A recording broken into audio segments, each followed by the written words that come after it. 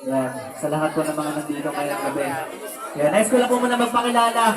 Ako nga po pala si Musikero na nagmula ako sa lugar ng Batasan News, Quezon City. Siyempre katulad din po ng ibang contestant, naparito ako para makipagsapalaran. Yan, shoutout pa rin po pala sa nag-organize ng event na to. Kundi dahil sa inyo, walang magaganap na rock contest o kasiyahan ngayong gabi, palakpakan naman po natin sila. Yan. Nais ko lang po kayong handugan ng isang malungkot na awitin at sana magustuhan niyo po sana ang aking awitin na ihahandog ko para sa inyo. Yo, DJ. Palakasan, DJ. Isang maling pag-ibig.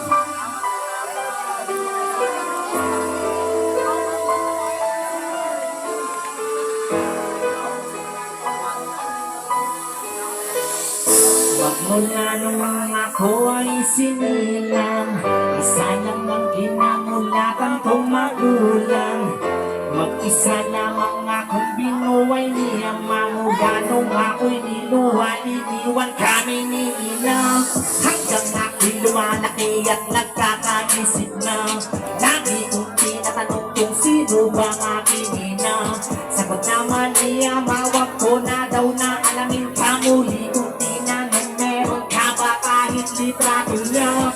Upang kahit pa paano siya ay makilala ko, makita siya kahit pinabayaan lang ako. Nagalit siya man, nandyan ba siya sa aking tabi nung mga panahon ako'y umiiyak gabi-gabi. Nangangailangan ng kalinga ng ina, matapos lang akong isilang ay iniwan na lang niya. Di ko na daw dapat makilalanin siya, pinalimutan niya na kami, kaya kalimutan ko na rin daw siya. Bakit kailangan mangyari pa sa akin ang mga bagay na hindi para sa akin? Bakit kailangan ko pang danasin ko? Ako'y nabuhay sa malungkot na mundo. Anong kasalanan ko? Anong kasalanan ko? Hanggang napag-isipan ko na mamasukan upang aking ama ay akin nang matulungan. Matyaga kong naghanap sa isang buong araw hanggang aking madaanan ng patay sindi na ilaw. Sila raw nangangailangan ng isang tagahugas. Ako na may maswerte magsisimula na bukas. Labis-labis ang tuwa na agad kong binalita sa aking ama na halos siya ay papaluwa. Sumapit ang kinabukasan, ako'y magsisimula na. May babaeng may edad na aking nakilala. Siya nagturo sa'kin kung ano ang dapat kong gawin. Hanggang sa pagtagal, nagkaroon ako ng pagtingin. Siya ay aking niligawan at agad naging kami. At sa aming dalawa ay meron na ngang nangyari. Malayo man ang pagitan ng mga edad namin, buong loob ko siyang ipakikilala sa amin. Bakit kailangan mangyari pa sa akin ang mga bagay na hindi para sa akin? Bakit kailangan ko pang danasin ko? Ako'y nabuhay sa malungkot na mundo. Anong kasalanan ko?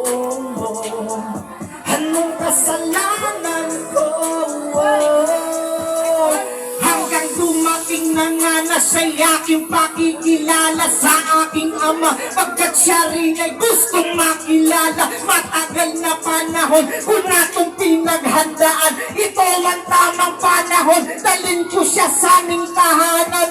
Sa aming pagdating, pagpasok pa lang ng pinto, imbis kami ay salubungin, bigla siyang puminto. Kinausap ko si ama, ngunit siya ay walang kibo. Habang unti-unti ang luha sa mata niya'y tumutulo. Ang sabi ko, ama, bakit kayo umiiyak? Tapos bigla siyang sumigaw, siya ang iyong inay, anak. Siya yung nanay mo, iniwan ka nung maliit ka pa. Ako'y napabigit na lang at tinulak ko si ama. Ako'y tumakbo palayo. Pilit kong tinatakasan sakit sa akin.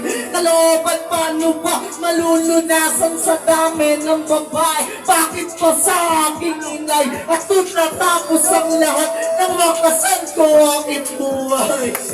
Bakit kailangan mangyari pa sa akin ang mga bagay na hindi para sa akin?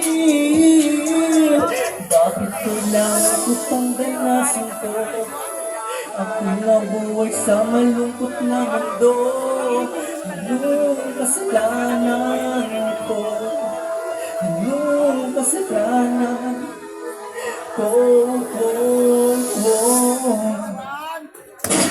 Maraming salamat po. Title nga po pala ng Maling Pag-ibig ng Musikero. Nasa YouTube na rin po yun, may music video din po yun. Siyempre nasa iTunes at Spotify na rin po yun. Sana supportahan niyo po. Promise kilabutan kayo sa music video na. Thank you.